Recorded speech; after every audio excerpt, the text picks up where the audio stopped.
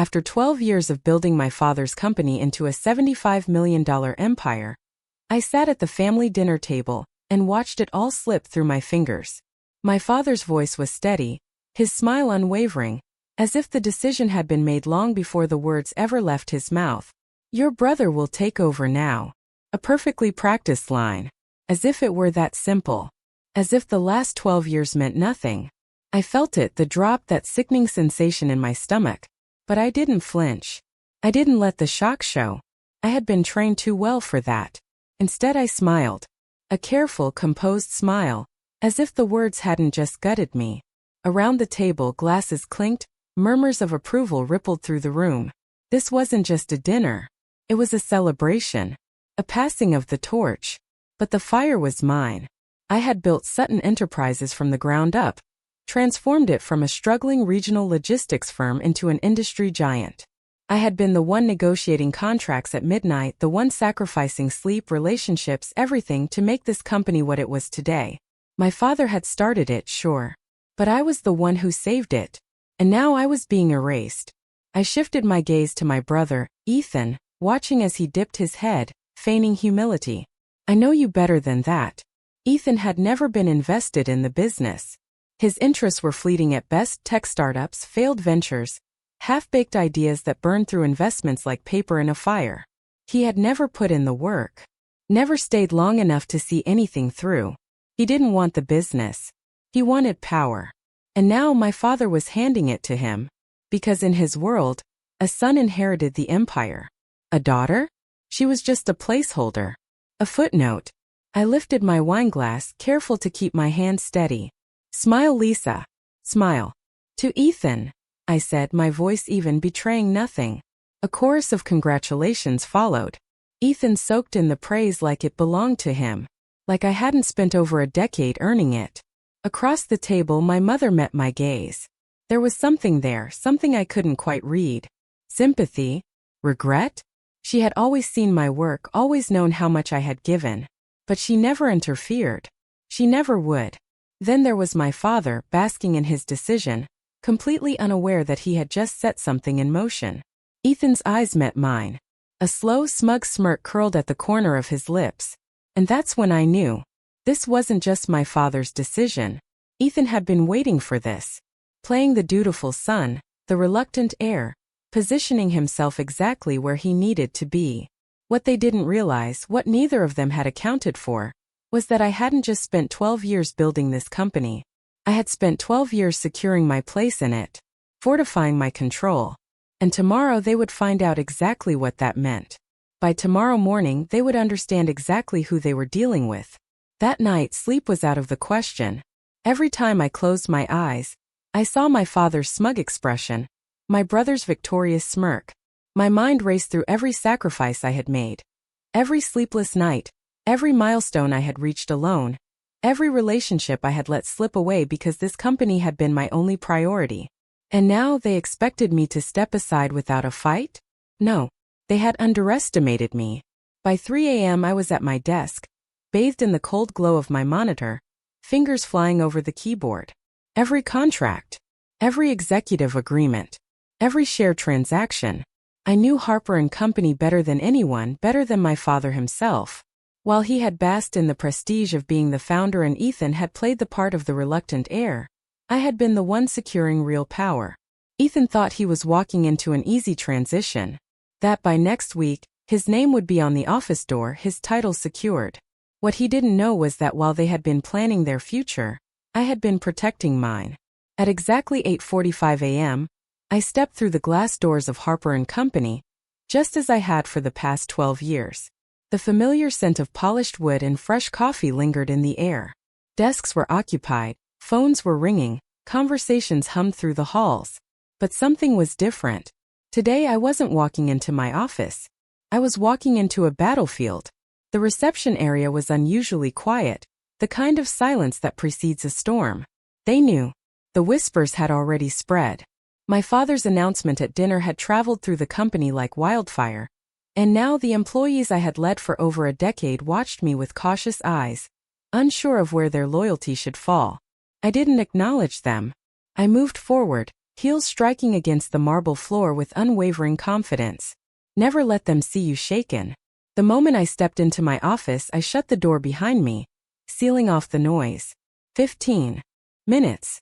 That's all I had before my father and Ethan would walk in, expecting to claim what wasn't theirs. 15 minutes before their entire plan collapsed. I sat at my desk, inhaled deeply, and powered on my computer. The screen illuminated with a list of confidential documents. Ones they never thought to check. Ones they assumed didn't matter. I clicked on the file labeled Executive Shareholders Agreement and let my fingers rest on the desk. And then I waited. At precisely 9 a.m. there was a sharp knock. I didn't bother responding. The door swung open and in they came, my father and Ethan, exuding confidence like they already owned the place. My father strode in first, his posture commanding, his presence filling the room like a man who had never been questioned. Ethan followed, his navy suit pristine, his smirk barely contained. He thought he had one. It took everything in me not to laugh. "Lisa," my father said, his voice carrying the authority of a man who had always assumed control. "I assume you're aware of the transition happening today." Transition. An interesting choice of words. "I'm aware," I said smoothly, leaning back in my chair, my expression unreadable. I glanced at Ethan, who gave me that same arrogant smile, as if he truly believed this was already over. "Good," my father continued, nodding as though everything had already been settled. "Ethan will be stepping in as CEO. We'll need you to assist with the transition. Help get him up to speed before you officially move on." I arched an eyebrow. Move on. I let the words hang between us, as if they didn't make sense, as if they were the ones who were mistaken. My father's jaw twitched slightly, already irritated. He had expected compliance, the same quiet acceptance I had given him for years. But this time he wasn't prepared. "Lisa," he said, voice clipped, like he was speaking to a difficult child. "This isn't up for debate. The decision has been made." I smiled then. A slow, deliberate smile. "Oh, I know, Dad," I said, my tone almost amused. "The thing is, you don't actually have the authority to make that decision." Ethan scoffed, shaking his head. "Lisa, don't make this difficult. We're trying to do this the easy way." I didn't even blink. Instead, I reached for the remote on my desk and pressed a button. Behind them, the massive screen mounted on the wall flickered to life. A document filled the screen, the very same one I had reviewed at 3 a.m. The Executive Shareholders Agreement. Signed. August 17, 2015. Signatories: Madeline Carter, William Sutton, Eric Carter. My father's face paled, his confidence flickering for the first time. His silence was deafening. I turned to Ethan, watching as he shifted uncomfortably, his arms crossing in forced defiance. "Do you even know what this document is?" I asked, my voice smooth, steady. He hesitated. "A shareholders' agreement?" I nodded slowly, tapping a highlighted clause on the screen behind me. "Yes. And do you know what it says?" Ethan's silence confirmed what I already knew. He had no idea. "This document was drafted when Sutton Enterprises restructured years ago," I continued, my tone sharpening. "And it explicitly states that any transfer of executive power, such as appointing a new CEO, requires the approval of all majority shareholders." I turned my gaze back to my father, locking eyes with him. "And I, Dad, hold 60% of the company's shares." The silence that followed was suffocating. My father's expression hardened, his jaw tightening like steel. "That's impossible," Ethan muttered, stepping closer to examine the document as if he could will it into saying something different. "Actually, it's very possible," I corrected, leaning back in my chair with a quiet confidence that only years of preparation could afford me. "You see, while you were busy burning through every failed startup you touched, and Dad was busy playing the role of business patriarch, I was doing something else." I leaned forward, my voice low, deliberate. "I was securing my place." I turned my attention back to my father, keeping my voice calm, controlled. "Remember when you needed capital for expansion in 2017? You signed over 15% of your shares to me in exchange for my investment." I let the words sink in before continuing. "And in 2019, when we faced that legal battle, another 10% was transferred under my name as collateral." I tilted my head. "Collateral you never bothered reclaiming." I let my words settle into the heavy silence of the room. That, plus my original 35%, makes me the majority shareholder. My father's jaw clenched, his carefully constructed world unraveling by the second. Ethan, however, was unraveling faster. "You have to be bluffing," he spat, his voice laced with desperation. I reached into my drawer, pulled out another document, and slid it across the desk. "This is the most recent legal filing with the state." I arched an eyebrow. "Feel free to verify." Ethan snatched the paper, his eyes darting across the lines, his face draining of color with each passing second. You can't do this," he stammered, his voice breaking. His hands trembled as he turned to my father. "Dad, tell her she can't do this." But my father didn't say a word. Because he knew. I had legally outmaneuvered him. There was nothing he could do. I exhaled slowly and stood, my movements deliberate, precise. "I'm not firing you, Ethan," I said, my voice void of emotion. "I wouldn't want to force you into the real job market." His lips parted, ready to spew another protest, but I continued before he could speak. "But you will report to me. You will work under my leadership. Or," I gestured toward the door, my meaning clear, "you're free to leave." Ethan turned back to our father, his desperation almost pathetic now. But for the first time in his life, our father had no answer. No last-minute fix. No protective hand on his son's shoulder. Because this wasn't his company anymore. It was mine. The silence in my office was suffocating. Ethan still clutched the legal document, his fingers white from gripping it too tightly. My father stood rigid, unreadable, but I saw it. He was calculating, searching for a way out. There wasn't one. I had spent years preparing for this moment. Not because I had expected betrayal, but because I never assumed loyalty where power was involved. And now, for the first time, my father looked at me as if he didn't recognize me. Perhaps he never had. Ethan was the first to break. "So that's it." His voice was bitter, his eyes burning with resentment. "You're just taking everything?" A laugh escaped my lips, low and humorless. "Taking everything?" I repeated, stepping closer to him. My voice was calm, but there was an edge to it, one honed over 12 years of sacrifice. "Ethan, I built this company from the ground up. Every contract, every expansion, every innovation. That was me. While you were busy failing upwards, I was keeping this company alive." I met his gaze, holding it, unyielding. "So no, I'm not taking anything. I was simply claiming what was already mine." I leaned in slightly, locking eyes with Ethan. "I'm just keeping what's already mine." His face twisted in anger, his jaw clenched so tightly I thought he might snap. But he had no rebuttal. He knew I was right. And worse, so did my father. For years, he had believed that bloodline mattered more than ability, that his son would inherit what was rightfully mine. He had underestimated me, and now he was paying for that mistake. My father finally broke the silence, his voice low and carefully measured. "You're making a mistake, Lisa." There was control in his tone, but underneath it I heard it, the strain, the defeat. "A family should stick together," he continued. "Do you really want to burn this bridge?" I met his gaze, unwavering.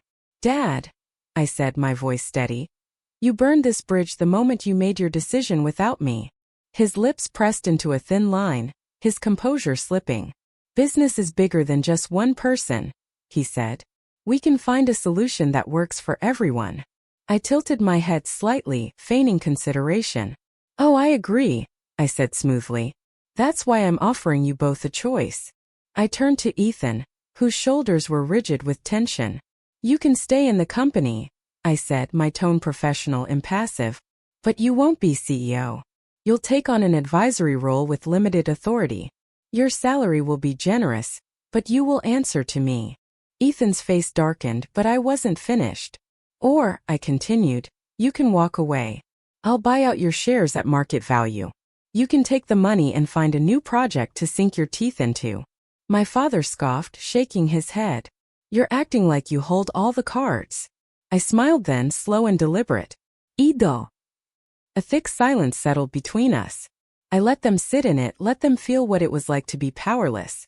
Finally, my father exhaled, shaking his head in disbelief. "I never thought you'd do this," he muttered. Not to your own family. Something sharp twisted in my chest. Not to your own family. For a split second I felt the sting of it, the accusation, the weight of what we had been before all of this. A daughter. A father. A brother. I wanted to tell him that he was the one who had done this.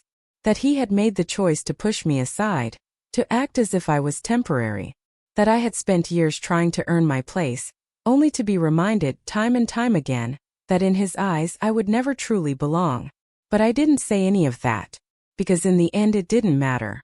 What mattered was that I wasn't going to let them take what I had built. Not now. Not ever. Ethan was the first to crack. He shoved the papers back onto my desk and stormed out, his fury palpable in every step. Good riddance. I knew my brother well enough to predict his next move. He would go to our relatives, our family, friends, painting himself as the victim of some corporate betrayal. He would spin a story where I was the villain, the cold, ruthless sister who had taken what should have been his. I didn't care. I wasn't here to win their approval. I was here to win my future. My father lingered for a moment longer, watching me carefully, as if waiting for me to change my mind. When I didn't, he exhaled slowly, his expression unreadable. You've changed, he said quietly. I met his gaze, unwavering. No, Dad. I straightened my shoulders, my voice steady, final. I just finally stopped pretending. For a moment, I thought he might say something more. But he didn't. He turned and walked out. The door closed behind him with a soft but definitive click. I exhaled, sinking back into my chair. I should have felt victorious. I had fought for my place and won. I had outmaneuvered them, reclaimed my power, proven myself. But as I stared at the empty doorway, I felt something else too. A quiet, lingering ache. A part of me had always wanted my father's approval. Some small, desperate part of me had believed that if I worked hard enough, if I proved myself over and over again, he would finally see me. But the truth was he had never really looked. And now? Now he had no choice but to see me for what I truly was. Not his daughter. Not his temporary stand-in. The true leader of Sutton Enterprises. I turned back to my computer, my hand steady as I pulled up the next phase of my plans. My focus was shifting. I had spent 12 years building this company. Now, I would spend the next 12 years making it untouchable. My father and brother had tried to take everything from me. But in the end, they were the ones who had lost everything. For the first time in 12 years, my office felt empty. No phone calls from my father. No passive-aggressive emails from Ethan. Just silence. But silence didn't mean peace. It meant the battle had begun. I knew my father wouldn't walk away quietly. And Ethan? He would fight tooth and nail to reclaim what he thought was his birthright. I wasn't naive enough to think this was over. It had just begun. By the next morning, I could already feel the shift in the air. The weight of uncertainty pressing down on the company. Employees who had greeted me with confidence last week now seemed hesitant, their smiles forced, their glances quick and fleeting. A few department heads avoided eye contact altogether. I knew what was happening. My father and Ethan were working the Whisper network. They were tapping into old family friends, board members, senior executives, sowing doubt, painting me as cold, ruthless, disloyal. Ethan especially had embraced his newest role, the wounded son. I could picture it clearly.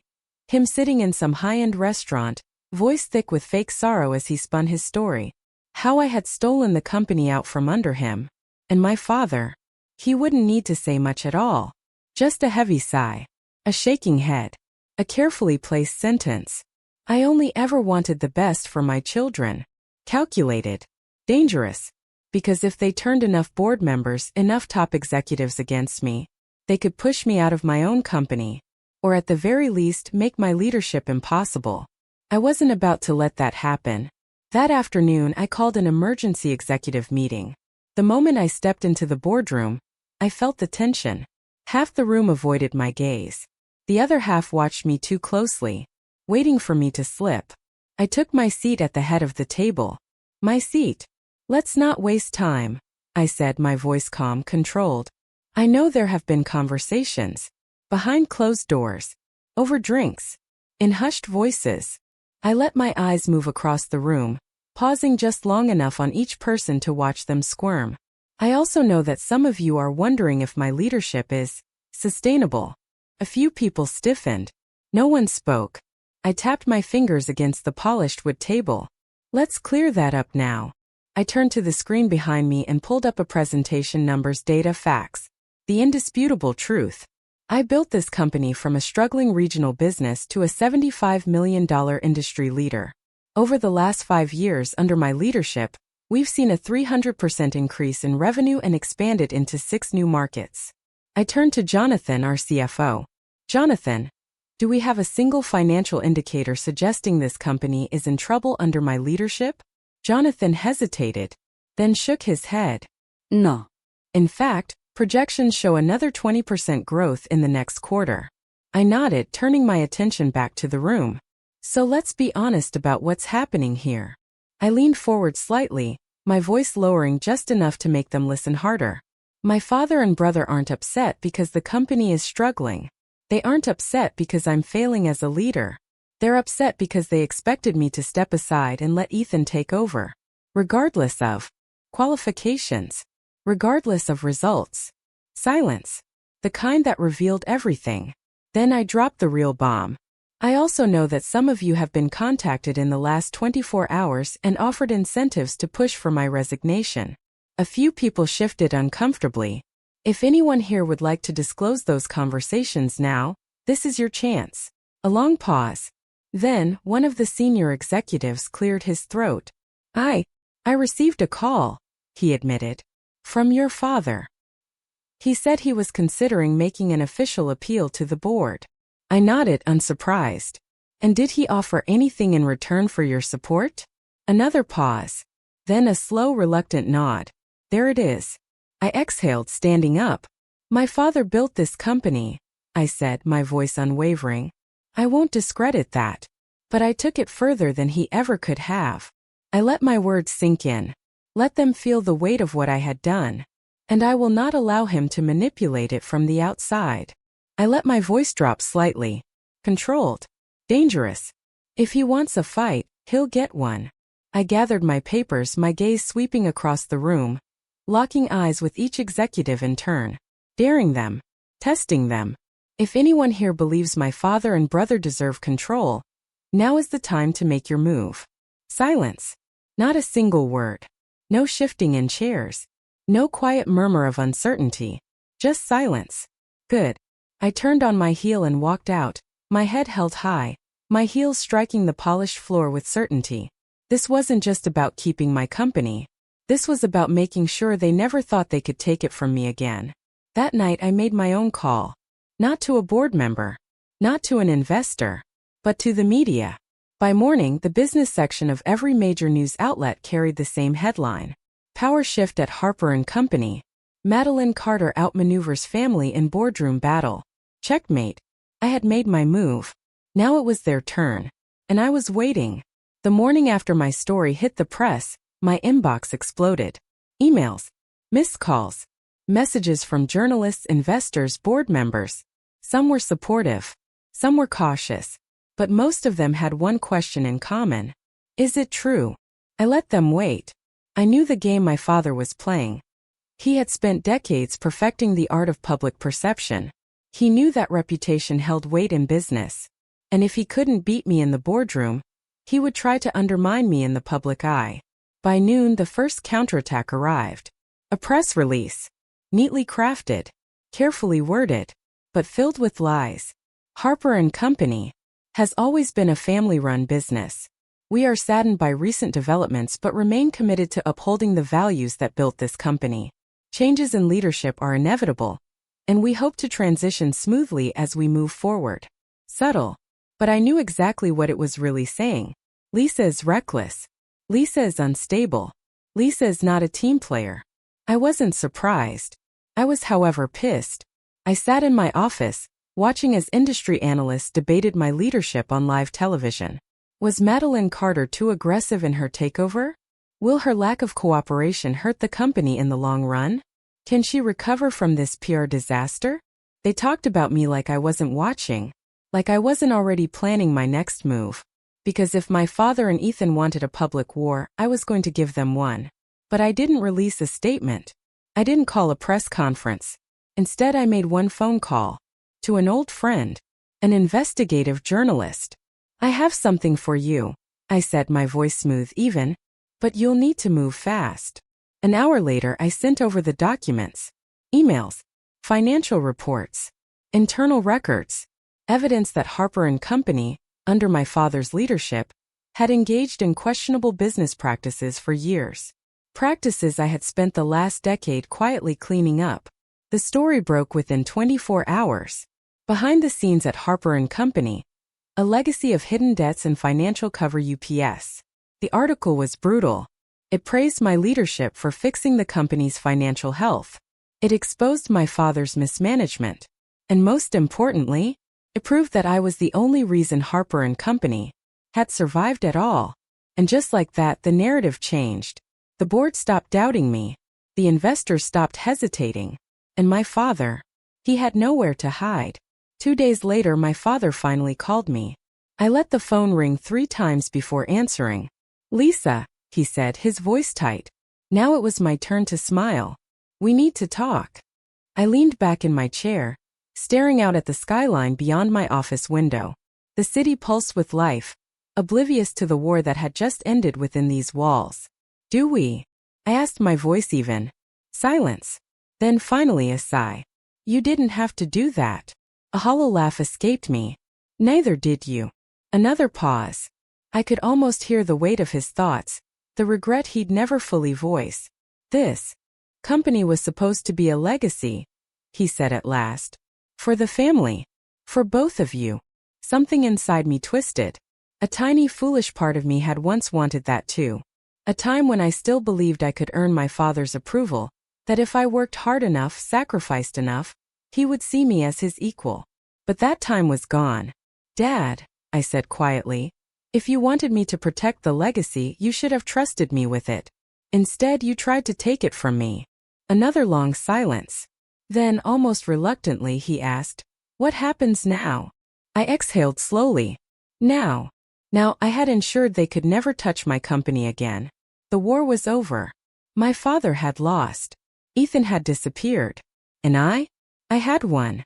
But as I sat in my office, staring at my reflection in the glass, I felt nothing. No thrill of victory. No surge of triumph. Just emptiness. 12 years. 12 years of fighting, sacrificing, proving myself over and over again. I had built Harper & Company into an empire. Strengthened it. Protected it. And yet, at what cost? Because while I had secured my position, I had lost something else along the way. My family. The next day, I walked into the office as if nothing had changed. But everything had. The whispers had stopped. The doubt had faded. I was no longer just Madeline Carter, the CEO. I was Madeline Carter, the woman who had outmaneuvered her father and brother. The woman who had won. Some respected me for it. Some feared me for it. And some still waited for me to fall. I let them wait. At noon, my father and I met in the conference room for what would be our final conversation. He looked smaller. The man who had once commanded every room now sat before me looking tired. Older. As if the weight of his choices I didn't speak first. I waited. When he finally did, his voice was quieter than I had ever heard it. "I'm retiring." I didn't react. I had expected this. Effective immediately. Still I said nothing. "I'll sell my remaining shares," he continued. "I'll keep a small percentage as an investor, but I won't be involved anymore." I studied him carefully, searching for any trace of resistance. There was none. And Ethan? His jaw tightened. "He's gone," my father admitted. "Took the buyout. He won't be back." A part of me had known it would end this way.